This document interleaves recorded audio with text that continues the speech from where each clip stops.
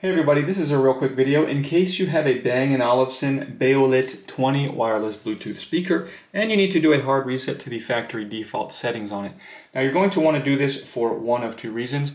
The first one is troubleshooting. If your speaker is not connecting to your phone or other device, or if it's not pairing with Bluetooth, or if it keeps disconnecting, any kind of bugging or issues like that can very often be fixed with this factory reset.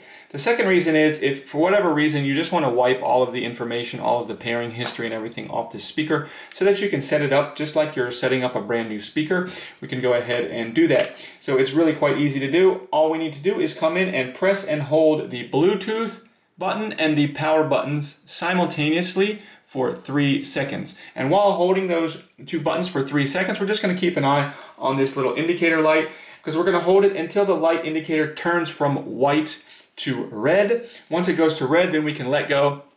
Allow it to finish its reset, and the next time we turn it on, it'll be like we're turning it on for the first time. We can pair it with the app and everything like that, like a new device.